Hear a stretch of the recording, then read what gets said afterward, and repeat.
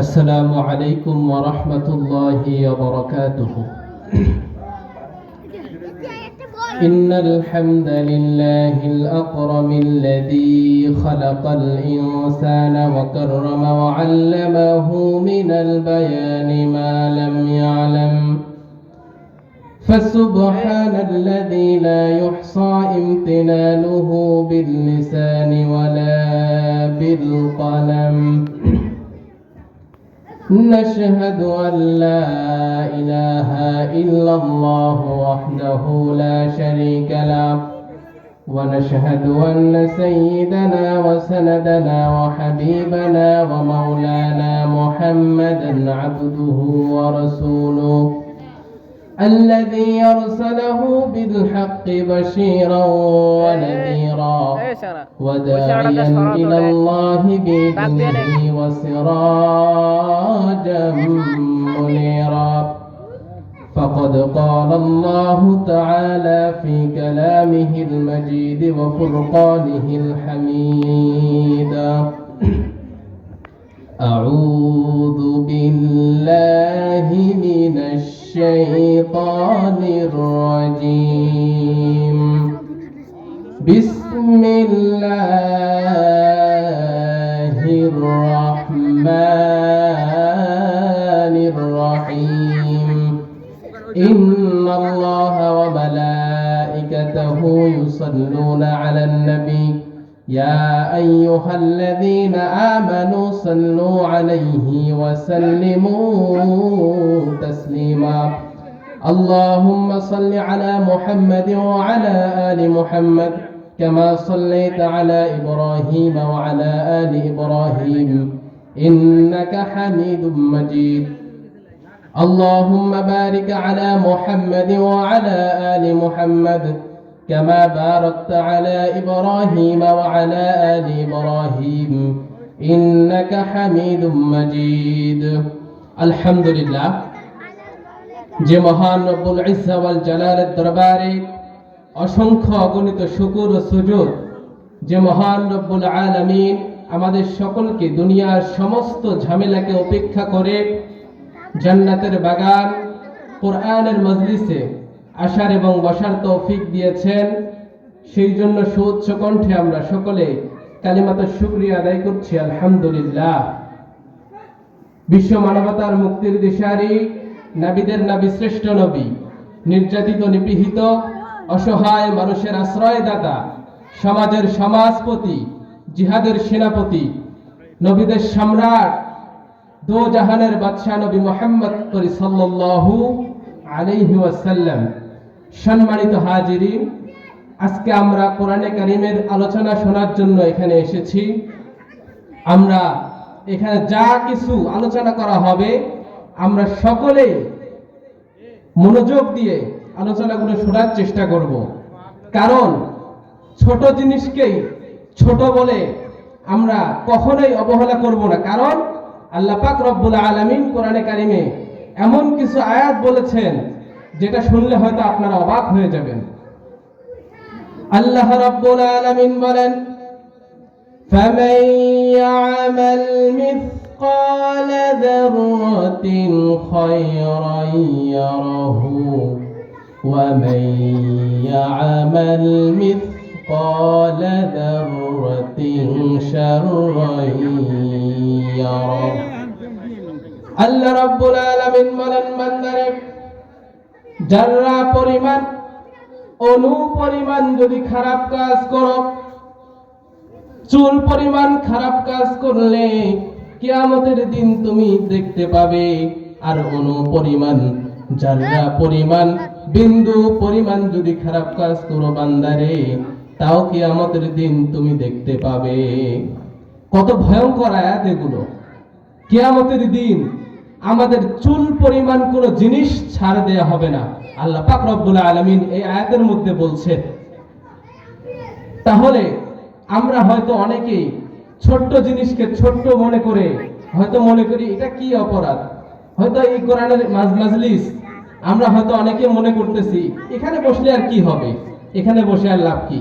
অথচ এখানে বসলে যেই ব্যক্তি এখানে বসবে, আল্লাহ রাসূলের হাদিস, আল্লাহ রাসূলের সাহাবী আব্দুল্লাহ ইবনে আব্বাস রাদিয়াল্লাহু তাআলা আনহু সুন্দর করে হাদিসটা বর্ণনা করেছেন, যদি কোনো বান্দা এই কোরআনে কারিমের মাহফিলে বসে যায়, তার পূর্বের তামাম জিন্দেগীর গুনাহ খাতাগুলো মাফ করে দেওয়া হবে। যেরকম সুবহানাল্লাহ, এত সম্মানজনক একটা জায়গা কোরআনের মজলিস, এটা সাধারণ কোনো জায়গা নয়। কিয়ামতের দিন একটা সওয়াবের কারণে আমরা মানুষের দ্বারে দ্বারে ঘুরব, কেউ আমাদেরকে পরিচয় দিবে না, কেউ আমাদেরকে চিনবে না। আমাদের ভাই, আমাদের বোন, আমাদের বাবা, আমাদের মা, কেউ আমাদেরকে চিনবে না। আল্লাহ রাব্বুল আলামিন বলেন, ইয়াউমা ইয়াফিরুল মারউ মিন আখিহি ওয়া উম্মিহি ওয়া আবিহি ওয়া সাহিবাতিহি ওয়া বানিহি। সেই দিনটা এমন ভয়ঙ্কর হয়ে যাবে, সেদিন তার ভাই তার ভাইকে চিনবে না, মা তার ছেলেকে চিনবে না, স্বামী তার স্ত্রীকে চিনবে না। এমন ভয়ঙ্কর একটা দিন হয়ে যাবে। এই ভয়ঙ্কর দিনে আল্লাহ রাব্বুল আলামিন যাকে ভালোবাসবেন তাকে জান্নাত দিয়ে দিবেন, আর যাকে আল্লাহ রাব্বুল আলামিন জাহান্নামের ঘোষণা দিয়ে দিবেন, তার মতো হতভাগা আর দুনিয়ার জমিনে কেউ নাই। জোরে বলেন নাউজুবিল্লাহ। সম্মানিত ভাইরা আমার, কিয়ামতের দিন আমলনামা কার হাতে দেয়া হবে? বেঈমানদের হাতে আমলনামা দেয়া হবে। আর আমলনামা দিয়ে তাদেরকে বলা হবে, করা কিতাবাকা কাফা বিনাফসিকাল ইয়াউমা আলাইকা হাসিবা। আল্লাহ রাব্বুল আলামিন বলেন, বান্দারে, আজকে তোমার আমলনামা তোমারই হাতে দিয়ে দিলাম। বান্দারে, আজকে আর বিচারের জন্য কাউকে লাগবে না। আজকের দুনিয়ার কোনো এমপি, মন্ত্রী, কোনো ব্যারিস্টারকে বিচারের জন্য টাকা লাগবে না। আজকের বিচারের জন্য কাউকে লাগবে না। বান্দারে, আজকে তোমার আমলনামা তুমি নিজেই পাঠ করো, তোমার নিজের বিচার আজকে তুমি নিজেই করতে পারবে। সম্মানিত ভাইরা আমার, এত ভয়ঙ্কর আয়াতগুলো বেঈমান যখন দেখতে পাবে, পুঙ্খানুপুঙ্খানুভাবে সমস্ত আমলনামায় সমস্ত কিছু লেখা।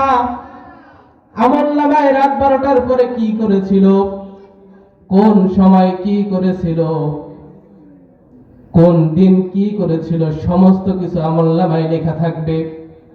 এই সমস্ত দেখে বেঈমান বান্দারা অস্বীকার করে বসবে। আল্লাহ তাআলাকে ডাক দিয়ে বলবেন, আল্লাহ তাআলা, আপনার ফেরেশতারা মনে হয় অন্য কারো আমলনামা ভুল করে আমার কাছে নিয়ে এসেছে। আল্লাহ রাব্বুল আলামিন তখন ফেরেশতাদেরকে ডাক দিয়ে বলবেন, রে ফেরেশতা, আমার বান্দা বলতেছে তোমরা নাকি অন্য কারো আমলনামা আমার বান্দাকে নিয়ে এসে দিয়েছো। তখন ফেরেশতাদের কাছে আরেকটা ব্যাকআপ ফাইল থাকবে, এক্সট্রা একটা ফাইল থাকবে। সেটা নিয়ে এসে যখন ওই বান্দার আমলনামার সাথে মিলাবে, পুঙ্খানুপুঙ্খানুভাবে সব যখন মিলে যাবে, তারপরেও বান্দা অস্বীকার করা শুরু করবে। শেষ পর্যন্ত অস্বীকার করতে করতে যখন বেশি পরিমাণে মিথ্যা বলে ফেলবে, আল্লাহ রাব্বুল আলামিন তখন ঘোষণা দিয়ে দিবেন, ওয়া কুল্লা ইনসানিন আলজামনাহু তাইরাহু ফি উনুকিহি ওয়া নুখরিজু লাহু ইয়াওমাল কিয়ামাতি কিতাবান ইয়ালকাহু মানশুরা। আল্লাহ রাব্বুল আলামিন বলবেন, বান্দারে, আজকে তুমি অস্বীকার করতেছো, তুমি তো জানো না আমি আল্লাহ রাব্বুল আলামিন তোমার গলার মধ্যে এমন সুন্দর একটা ফাইল তৈরি করে দিয়েছি, এমন একটা ক্যামেরা লাগাই দিয়েছি। তুমি যা কিছু করবে, যেখানে যাবে, যা কিছু করবে, প্রকাশ্যে হোক গোপনে হোক, সমস্ত কিছু এই ফাইলে রেকর্ড হয়ে যাবে। আমরা যখন মোবাইল দিয়ে কোনো কিছু ভিডিও করতে যাই, সমস্ত কিছু যেমন করে ভিডিও হয়ে যায়, ভিডিও আকারে যেমন করে আমাদের সামনে আমরা দেখতে পাই, ঠিক সেরকম ভাবে আল্লাহ রাব্বুল আলামিন আমাদের গলার মধ্যে এমন সুন্দর একটা ফিল্ম তৈরি করে দিয়েছেন, ক্যামেরা তৈরি করে দিয়েছেন। আল্লাহ রাব্বুল আলামিন বলেন, বান্দারে, অস্বীকার করার কোনো সিস্টেম এখানে নাই, অস্বীকার করার মতো কোনো কিছু এখানে নাই। কারণ আমি আল্লাহ রাব্বুল আলামিন তোমার যা কিছু করেছো সমস্ত কিছু ভিডিও আকারে তোমাকে এখন দেখায় দেব।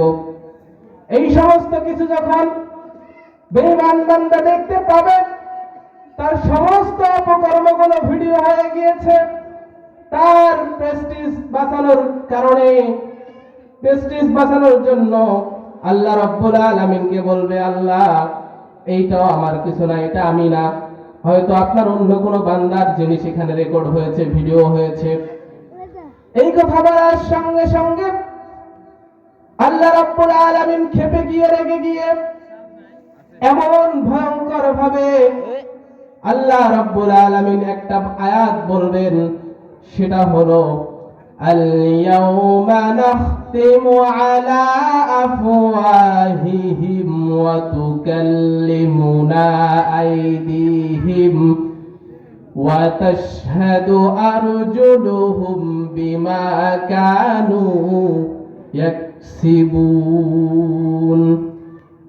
আল্লাহ পাক রব্বুল আলামিন তার বান্দাকে ডাক দিয়ে বলবেন, ও বেঈমান বান্দা, মিথ্যা বলতে বলতে এক পর্যায়ে তুমি সীমা লঙ্ঘন করে ফেলেছো, আর তোমাকে কোনো সুযোগ দেয়া হবে না। আজকে তোমার মুখকে আমি বন্ধ করে দিলাম, তোমার মুখকে আমি মোহর মেরে দিলাম। আজকে সাক্ষী দিবে তোমার হাত, আজকে সাক্ষী দিবে তোমার পা। কোন সময় কোন নিরপরাধ মানুষকে লাথি মেরেছো, কোন অসহায় মানুষকে পা দিয়ে লাথি মেরেছো, আজকে পা তোমার সেটা বলে দেবে। কোন হাত দিয়ে নিরপরাধ মানুষের উপরে জুলুম করেছো, নিরপরাধ মানুষের উপরে অত্যাচার করেছো, বান্দারে কেউ দেখতে পায় নাই। রাতের আধারে, দিনের আলোতে, গভীর রাত্রে কেউ তোমার সাথে ছিল না। তুমি একা একাই মনে করেছো, একা একাই সবকিছু করে ফেলেছো। না না বান্দারে, আমি আল্লাহ তোমার সব সময় নিকটবর্তী ছিলাম। তুমি যা কিছু করেছো সমস্ত কিছু আমি আল্লাহ রাব্বুল আলামিন দেখে ফেলেছি।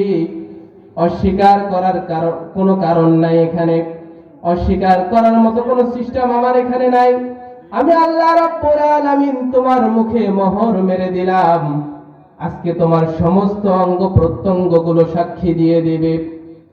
প্রিয় হাজিরিন, আমাদের হাত, আমাদের পা, আমাদের চক্ষু, আমাদের সমস্ত অঙ্গ প্রত্যঙ্গগুলো কিয়ামতের দিন আমাদের বিরুদ্ধে সাক্ষী দিবে। আমরা কাকে আপন ভাবি, কাকে আপন ভেবে দুনিয়ার মোহে আমরা ডুবে আছি, আমরা কি কল্পনা করতে পারি? একটা কবর, অন্ধকার একটা ঘরে আমাকে রেখে আসা হবে, সেই দিন কেউ আমার সাথে যাবে না। এই বিষয়গুলো যদি আমরা আমাদের মাথায় নিয়ে আসতে পারি, আমাদের বিবেক দিয়ে যদি একটু ভাবতে পারি, তাহলে আমাদের দ্বারা কি কোনো খারাপ কাজ করা সম্ভব? সম্ভব না। প্রিয় হাজিরিন, আমাদেরকে বুঝতে হবে, জানতে হবে, দেন তারপর মানতে হবে, ঠিক কিনা? প্রিয় ভাইরা, আমাকে সময় খুব সংক্ষেপ দেওয়া হয়েছে। সমাজ যখন কুলহিত, মানুষের মধ্যে মানবতা নেই, চলছে দানবতা, অন্ধকার, জাহেলিয়াত যাকে বলা হয়, এমন একটা সময়ের মধ্যে আল্লাহ পাক রব্বুল আলামিন প্রিয় নবী হযরত মুহাম্মদ সাল্লাল্লাহু আলাইহি ওয়াসাল্লামকে পাঠিয়ে দিয়েছেন, যাতে করে অন্ধকার আচ্ছন্ন মানুষদেরকে, অন্ধকারে ডুবে যাওয়া, পাপাচারে ডুবে যাওয়া মানুষদেরকে যেন আলোর দিকে নিয়ে আসতে পারে। সেই জন্য মহান রব্বুল আলামিন তার কুদরতি পার্লামেন্টে সিদ্ধান্ত নিলেন যে আমি এমন একটা হীরাতপূর্ণ মণিমুদ্রা, এমন একটা হীরাতপূর্ণ মণিমুক্তা আমি পৃথিবীর জমিনে পাঠাতে চাই, যে হীরাখণ্ড মণিমুক্তা এসে গোটা অন্ধকার আচ্ছন্ন মানুষদেরকে জান্নাতের পথে নিয়ে আসতে পারবে। সম্মানিত ভাইরা আমার, আল্লাহ রাব্বুল আলামিন তার কুদরতি পার্লামেন্টে সিদ্ধান্ত নিলেন। আল্লাহ রাব্বুল আলামিন এমন একজন ব্যক্তির গর্ভে, আমিনার গর্ভে রাহমাতুল লিল আলামিনকে যখন দিয়ে দিলেন, সিদ্ধান্ত হয়ে গেল। হাদিসের কিতাবে আসছে, আমিনা যখন পানি নেবার জন্য চলে গিয়েছেন কূপের ধারে, সঙ্গে সঙ্গে পানি থেকে কেমন যেন বিকট আওয়াজ আসতেছে, ও আমিনা রে, কেন তুমি কষ্ট করে পানি নিতে চলে এসেছো? তুমি কি জানো না কি রে, তোমার গর্ভে দুনিয়ার সাধারণ কোন মানুষ আসে নাই। তুমি যদি একটা বার ডাক দিতে রে পানি, আমার ঘরের সামনে চলে আসো, সঙ্গে সঙ্গে আমরা পানি আর দেরি করতাম না। তুমি ডাক দিতে দেরি, আমরা পানি তোমার দরজার সামনে যেতে দেরি হতো না। জোরে কোন সুবহানাল্লাহ। আল্লাহ পাক রব্বুল আলামিন তার হাবিবকে দিয়ে বিশ্ববাসীকে জানায় দিচ্ছেন, বিশ্ববাসী শোনো, ওয়া মা আরসালনাকা ইল্লা রাহমাতাল লিল আলামিন। আল্লাহ রাব্বুল আলামিন বলেন, দুনিয়ার মানুষেরা, আমি তো আমার নবীজিকে শুধু মুসলমানদের নবী বানায় দিতে পারতাম, শুধু মুসলমানদের, মুসলিমদের, মুমিনদের নবী বানায় দিতে পারতাম, কিন্তু আমি আল্লাহ তা করি নাই। আমি আল্লাহ রাব্বুল আলামিন ইহ জগৎ, পরজগৎ, সৌরজগৎ, তারকা, মানব, যা কিছু পৃথিবীতে আছে, যতগুলো নক্ষত্র আমি আল্লাহ রাব্বুল আলামিন বানিয়েছি, সবগুলোর মধ্যে আমার প্রিয় নবীকে রহমাতুল লিল আলামিন করে পাঠিয়েছি। জোরে কোন সুবহানাল্লাহ। শুধু কি তাই? আল্লাহ রাব্বুল আলামিন বলেন, মানুষরা যদি কল্যাণ পেতে চাও, যদি জান্নাত পেতে চাও, যদি ইহদিনাস সিরাতাল মুস্তাকিমের পথ দেখতে চাও বান্দারে, আমি আল্লাহ রাব্বুল আলামিন ঘোষণা দিয়ে দিলাম, তোমার মডেল কেউ হতে পারে না। নাটক সিনেমাদের নায়ক নায়িকা তোমাদের মডেল হতে পারে না। তোমাদের একমাত্র মডেল হলো আল্লাহ রাব্বুল আলামিন বলেন, লাকাদ কানা লাকুম ফি রাসূলিল্লাহি উসওয়াতুন হাসানাহ। আল্লাহ রাব্বুল আলামিন বলেন, বান্দারে, তোমার একমাত্র মডেল হবে আমার নবী, বিশ্ব নবী, যিনি সর্বোচ্চ চরিত্রের উপরে প্রতিষ্ঠিত। আমার নবী, তার চরিত্রে কোনো ভেজাল নাই, নির্ভেজাল চরিত্রের অধিকারী আমার আপনার নবী, বিশ্ব নবী জনাবে মুহাম্মদুর রাসূলুল্লাহ সাল্লাল্লাহু আলাইহি ওয়াসাল্লামকে আমাদের ফলো করতে হবে। সম্মানিত ভাইরা আমার, আল্লাহ রাব্বুল আলামিন তার নবীর সার্টিফিকেট, চরিত্রের সার্টিফিকেট নিজেই কোরআনে কারিমে তুলে ধরেছেন, ওয়া ইন্নাকা লাআলা খুলুকিন আযীম। আমি আল্লাহ রাব্বুল আলামিন ঘোষণা দিয়ে দিলাম, আমার হাবিব উত্তম চরিত্রের উপরে প্রতিষ্ঠিত। সুতরাং বান্দারা, তোমরা কাউকে মডেল হিসেবে মানবে না। তোমাদের একমাত্র মডেল আমাদের বিশ্ব নবীজি জনাবে মুহাম্মদুর রাসূলুল্লাহ। জোরে কোন সুবহানাল্লাহ। সম্মানিত ভাইরা আমার, আমরা তো ঈমান এনেছি। আল্লাহ রাব্বুল আলামিনের উপরে ঈমান আনার পরে তার কিতাবের উপরে ঈমান আনতে হবে, তার ফেরেশতাকুলের উপরে ঈমান আনতে হবে, তার হাদিস, কোরআন হাদিসের উপরে ঈমান আনতে হবে। আল্লাহ রাব্বুল আলামিনের যা কিছু বলা হয়েছে দুনিয়ার জমিনে, তার হাবিবের উপরে ঈমান আনতে হবে। ঈমান 7টা জিনিসের উপরে আনতে হয়। ভালো মন্দ তাকদীরের উপরে আনতে হবে, কিয়ামতের দিনের উপরে আনতে হবে, আল্লাহ পাক মরার পরে মানুষকে জীবিত করবেন, তার উপরে আনতে হবে। সুতরাং বান্দারে, আমি আল্লাহ রাব্বুল আলামিনের কাছে তুমি ঈমান এনেছো বলে এতটুকুন বললে আমি আল্লাহ রাব্বুল আলামিন তোমাকে ছেড়ে দেব না।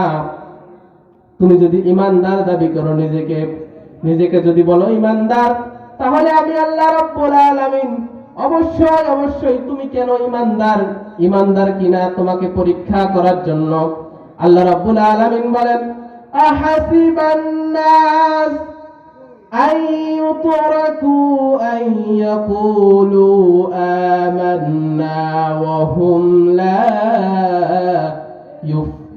ইফতানুন।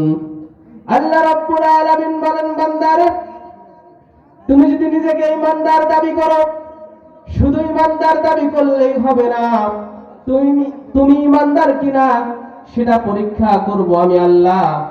পরীক্ষা কি কি জিনিস দিয়ে তোমাকে আমি আল্লাহ পরীক্ষা করতে পারি, সেই আয়াত আল্লাহ রাব্বুল আলামিন কোরআনে কারিমে বলে দিয়েছেন, وَلَنَبْلُوَنَّكُمْ بِشَيْءٍ مِّنَ الْخَوْفِ وَالْجُوعِ وَنَقْصٍ مِّنَ الْأَمْوَالِ وَالْأَنفُسِ وَالثَّمَرَاتِ وَبَشِّرِ الصَّابِرِينَ। আল্লাহ রাব্বুল আলামিন বলেন, বান্দারে, তোমাদেরকে ভয় থেকে, ক্ষুধা থেকে, জানমালের ক্ষতি থেকে, ফল ফসলের বিনষ্টের মাধ্যমে আমি আল্লাহ রাব্বুল আলামিন তোমাকে পরীক্ষা করব, যেমনটা করে পরীক্ষা করেছিলাম আমার অসংখ্য পয়গম্বরদেরকে, যেমনটা পরীক্ষা করেছিলাম আমাদের ইব্রাহিম আলাইহিস সালাম, আমাদের নবী, আল্লাহ পাক রব্বুল আলামিনের পক্ষ থেকে প্রেরিত পয়গম্বর ইব্রাহিম আলাইহিস সালামকে কিভাবে আল্লাহ পাক রব্বুল আলামিন পরীক্ষা করলেন। আমরা তো সকলে জন্মের পরে ইসলাম ধর্ম পেয়েছি, আমরা তো মুসলিম ধর্মে জন্মগ্রহণ করেছি, কিন্তু সাইয়েদনা ইব্রাহিম আলাইহিস সালাম এমন একটা কষ্টের মধ্যে তিনি ছিলেন। তিনি জন্মগ্রহণ করার পরে তিনি মুসলমানের ঘরে জন্ম হন নাই, তিনি কাফের মুশরিক খ্রিস্টানদের ঘরে জন্ম হয়েছিলেন, অন্যান্য ধর্মদের ঘরে জন্ম হয়েছিলেন। তিনি জন্ম হয়ে দেখতে পেলেন তার বাবা মূর্তি পূজা করে, তার চাচা মূর্তি পূজা করে, তার মা মূর্তি পূজা করে, সবাই মূর্তি পূজা নিয়ে ব্যস্ত। সাইয়েদনা ইব্রাহিম আলাইহিস সালাম চিন্তার মধ্যে পড়ে গেলেন। ইব্রাহিম আলাইহিস সালাম ভাবতে লাগলেন, আমাকে এত সুন্দর করে যিনি সৃষ্টি করলেন, এত সুন্দর আকৃতি দিয়ে আমাকে কে সৃষ্টি করেছে, কে সেই রব? আমি তো রবকে চিনতে পারতেছি না। তিনি এক পর্যায়ে মনে করলেন, ওই যে রাতে জ্বলজ্বলে চাঁদ দেখা যায়, রাতে আমরা যে চাঁদ দেখতে পাই, সেই চাঁদকে সাইয়েদনা ইব্রাহিম আলাইহিস সালাম রব বলে মনে করলেন যে এই হয়তো আমার রব হবে। কিন্তু সকাল হতে না হতে সেই চাঁদটা যখন উধাও হয়ে গেল, যখন হারিয়ে গেল, সাইয়েদনা ইব্রাহিম আলাইহিস সালাম আবার চিন্তা করতে লাগলেন। তিনি বললেন, এটা আবার কেমন রব? আমার রব তো আমাকে কখনো ছেড়ে যেতে পারে না, আমার রব তো আমার পাশে সব সময় থাকবে। এক পর্যায়ে যখন সকাল হয়ে গেল, সকাল হওয়ার সঙ্গে সঙ্গে সূর্যটা যখন উঠে গেল, তখন সাইয়েদনা ইব্রাহিম আলাইহিস সালাম মনে করলেন, এইটাই হয়তো আমার রব হবে। কারণ সেই জ্বলজ্বলে সূর্য, এত পরিমাণ তাপ, এত পরিমাণ ক্ষমতা, গোটা বিশ্বকে তিনি আলোকিত করেছেন, হয়তো এটাই মনে হয় আমার রব হবে। কিন্তু দুর্ভাগ্যক্রমে বিকাল হতে না হতে সেই সূর্যটা উধাও হয়ে গেল। সাইয়েদনা ইব্রাহিম আলাইহিস সালাম যখন এক পর্যায়ে দেখতে পেলেন সূর্যটাও তো চলে গেল, আমি এখন কাকে রব হিসেবে মানব? আমি সঠিক পথের দিশা কেমন করে পাবো? আল্লাহ রাব্বুল আলামিন তার পরিকল্পনাকে এত পরিমাণে পছন্দ করলেন, মহান রব্বুল আলামিন আস্তে আস্তে করে তার খলিল ইব্রাহিম খলিলকে যখন পথের দিশা দিয়ে দিলেন, এক পর্যায়ে নমরুদ তার পিছু নিল। নমরুদ ভাবল, ইব্রাহিম এমন একটা ধর্ম আমার কাছে চালু করতেছে, আমার রাজত্ব আর থাকবে না, ইব্রাহিমের রাজত্ব হয়ে যাবে।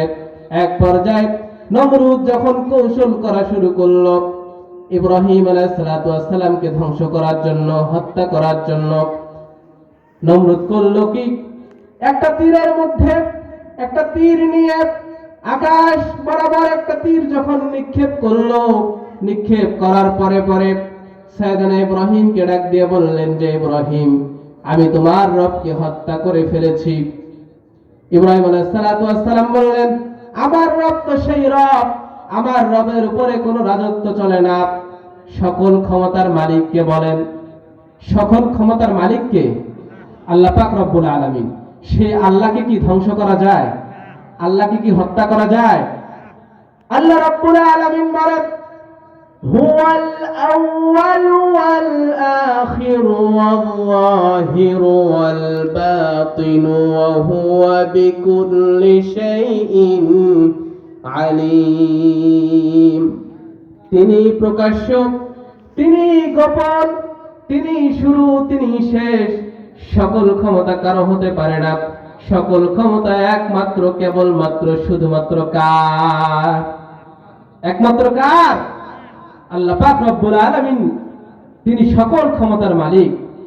তেনাকে যখন হত্যা করার কথা বলল যে ইব্রাহিম, আমি তো তোমার রবকে হত্যা করে ফেলেছি, তখন সাইয়েদনা ইব্রাহিম আলাইহিস সালাম বললেন যে আমার রব তো কখনো মরে না। এই যে আমার রব আমাকে সৃষ্টি করেছেন, আমাকে কত সুন্দর করে সৃষ্টি করেছেন। তখন নমরুদ বলল যে তোমার রব আর কি কি পারে, আর কোন কোন কাজ তোমার রব পারে? তখন সাইয়েদনা ইব্রাহিম আলাইহিস সালাম, তিনি তো অনেক বিচক্ষণীয় নবী ছিলেন। সকল নবীদেরকে আল্লাহ পাক রব্বুল আলামিন এক্সট্রা কিছু জ্ঞান দিয়েছিলেন, বিচক্ষণতা দিয়ে পাঠিয়েছিলেন। তখন ইব্রাহিম আলাইহিস সালাম কৌশল করে বললেন যে আমার রব, তিনি মৃত্যু দিতে পারে এবং জীবন দিতে পারে। তখন নমরুদ বলল যে আমিও তো মৃত্যু দিতে পারি, জীবন দিতে পারি। এই কথা বলার সঙ্গে সঙ্গে নমরুদ তার কর্মীদেরকে ডাক দিয়ে বললেন, জেলখানা থেকে এমন একজন মৃত্যুর আসামিকে ধরে আনো, যার মৃত্যুদণ্ড দেয়া হয়েছে। দুইজনকে ধরে নিয়ে আসো। দুইজনকে তখন ধরে নিয়ে আসা হলো। একজনকে ছুরির আঘাত করে দুনিয়া থেকে বিদায় করে দেওয়া হলো।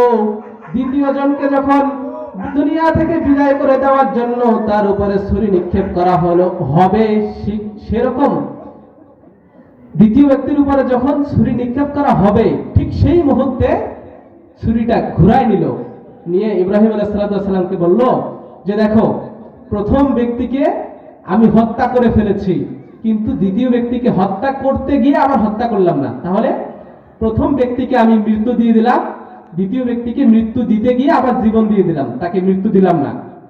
দেখছেন কাফেরদের প্রশ্নের সাইজ দেখছেন?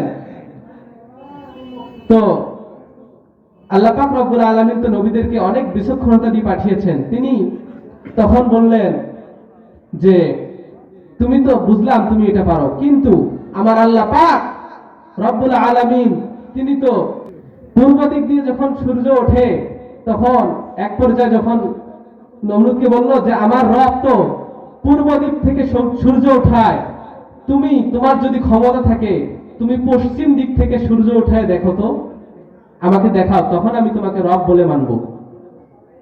এখন নমরুদ তো মানে ইয়ের মধ্যে পড়ে গেছে যে কি করব, আমি তো ঠকে গেলাম, আমি ইব্রাহিম আলাইহিস সালামের কাছে হেরে গেলাম। এক পর্যায়ে তিনি হুকুম করলো যে বিশাল আগুনের কুণ্ডলী বানাও। অনেক লাকড়ি খড়ি দিয়ে আগুন জ্বালানো হলো। আগুন জ্বালানোর পরে সাইয়েদনা ইব্রাহিম আলাইহিস সালামকে আগুনের কুণ্ডলীর মধ্যে যখন নিক্ষেপ করা হবে, তাকে এমন লাঞ্ছিত করে, এমন অসম্মানিত করে যখন আগুনের কুণ্ডলীর মধ্যে নিক্ষেপ করা হবে, ঠিক সেই সময় তার গায়ের কাপড় খোলার জন্য সবাই চেষ্টা করতে লাগলো। কেউ ইব্রাহিম আলাইহিস সালামের শরীর থেকে এক টুকরা কাপড় খুলতে পারে না। সবাই যখন হতাশ হয়ে গেল, হতাশ হয়ে যাওয়ার পরে সাইয়েদনা ইব্রাহিমের বাবাকে ডাক দিয়ে বলল যে ইব্রাহিমের বাবা, তুমি একমাত্র পারবে তোমার ছেলের গা থেকে কাপড় খুলতে। যখন সাইয়েদনা ইব্রাহিমের বাবা তার ছেলের গা থেকে যখন কাপড় খুলতে চলে গেল, সাইয়েদনা ইব্রাহিম আলাইহিস সালাতু ওয়াস সালামের কাছে জিবরাইল আমিন আসলেন, এসে বললেন যে ইব্রাহিম, আজকে তোমার বাবা তোমার বিরুদ্ধে চলে গেল, তোমার সমস্ত বাহিনীগুলো তোমার বিরুদ্ধে যখন চলে গেল, তুমি শুধু একটা বার হুকুম করো। তুমি একটা বার হুকুম করলে আগুনের কুণ্ডুলির মধ্যে যারা আগুন জ্বালিয়েছে, আগুনের বন্দোবস্ত যারা করেছে, তাদেরকে আগুনের মধ্যে নিক্ষেপ করে তাদের সকলকে পুড়িয়ে ছারখার করে দেব। জোরে কোন সুবহানাল্লাহ। যখন জিবরাইল আলাইহিস সালাতু ওয়াস সালাম এসে যখন ইব্রাহিমকে বলল যে ইব্রাহিম, একটা বার শুধু আমাকে হুকুম করো, আমি তোমাকে হত্যা করার পরিকল্পনা যারা করেছে তাদেরকে ধরে আগুনের কুণ্ডুলির মধ্যে নিক্ষেপ করব। তখন সাইয়েদনা ইব্রাহিম বললেন, হাসবুনাল্লাহু ওয়া নি'মাল ওয়াকিল, নি'মাল মাওলা ওয়া নি'মান নাসির। তিনি বললেন, যেই আল্লাহ পাক রব্বুল আলামিনের জন্য আমাকে আগুনের কুণ্ডুলির মধ্যে নিক্ষেপ করার পরিকল্পনা করা হচ্ছে, সেই আল্লাহ কি নাই? সেই আল্লাহ কি নাই? সাইয়েদনা ইব্রাহিম বললেন, জিবরাইল, তোমার কোনো প্রয়োজন নাই, তুমি চলে যাও। আমি ভরসা করলাম সেই আমার মহারবের উপর, যিনি আমাকে সৃষ্টি করেছেন, যার জন্য আমি আগুনের কুণ্ডুলির মধ্যে নিক্ষেপ হচ্ছি, তিনি আমাকে রক্ষা করবেন। সুবহানাল্লাহ বলবেন না?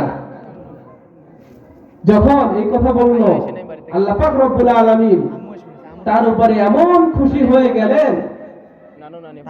তার দৃষ্টান্ত কি হলো আল্লাহ পাক রব্বুল আলামিন দেখায় দিলেন। আল্লাহ পাক রব্বুল আলামিন বলেন, আগুনকে উদ্দেশ্য করে বললেন, কুলনা ইয়া নারু কুনি বারদান ওয়া সালামান আলা ইব্রাহিম। আমার আল্লাহ পাক রব্বুল আলামিন আগুনকে ডাক দিয়ে বললেন, আগুন, যেই মানুষকে তোর ভিতরে ফেলা হচ্ছে তিনি দুনিয়ার সাধারণ কোনো মানুষ নয়, তিনি আমি আল্লাহ রাব্বুল আলামিনের খলিল ইব্রাহিম। তাকে যখন তোর ভিতরে নিক্ষেপ করা হবে, ওরে আগুন, সাবধান হয়ে যা, সাবধানে চলাফেরা করবি রে আগুন, যাতে করে আমার খলিল ইব্রাহিমের একটা চুল পরিমাণ পশম যেন না পুড়ে যায়। এদিকে সমস্ত কিছুর বন্দোবস্ত করার পরে সাইয়েদনা ইব্রাহিম আলাইহিস সালাতু ওয়াস সালামকে যখন আগুনের কুণ্ডলীর মধ্যে নিক্ষেপ করা হলো, সবাই দৃশ্য দেখার জন্য হাজির। চতুর্দিকে সকল মানুষ দৃশ্য দেখার জন্য প্রস্তুত হয়ে গেল। সবাই দেখবে যে কিভাবে আগুনে তাকে পুড়ে ছারখার করে দেওয়া হয়। আল্লাহর কুদরতে সাইয়েদনা ইব্রাহিমকে যখন আগুনের কুণ্ডলীর মধ্যে নিক্ষেপ করা হলো, আগুনের কুণ্ডলীর মধ্যে পড়ার সাথে সাথে উঠে বসে সমস্ত মানুষের দিকে তাকিয়ে আল্লাহর খলিল ইব্রাহিম আলাইহিস সালাতু ওয়াস সালাম হাসতে শুরু করেছে। জোরে কোন সুবহানাল্লাহ। 40টা দিন ইব্রাহিম আলাইহিস সালাতু ওয়াস সালামের উপরে আগুনের অত্যাচার করা হলো, কিন্তু এক পর্যায়ে 40 দিন পর যখন তাকে আগুনের ভিতর থেকে বের করা হলো, ইব্রাহিমকে বলা হলো যে ইব্রাহিম, তোমার কেন কিছু হয় নাই? তোমার কিছু হয়েছে নাকি? বলে না। সাইয়েদনা ইব্রাহিম ডাক দিয়ে বলল যে না না, আমার কিছু হয় নাই, তোমরা আমাকে নিয়ে কোনো চিন্তা করো না, আমি পৃথিবীর চেয়ে ওই আগুনের কুণ্ডলীর মধ্যে ভালো অবস্থায় ছিলাম। জোরে কোন সুবহানাল্লাহ। আগুনের কুণ্ডলীর মধ্যে সাইয়েদনা ইব্রাহিম আলাইহিস সালাতু ওয়াস সালাম কেন ভালো অবস্থায় ছিলেন? কারণ উপর থেকে নির্দেশ করেছেন কে?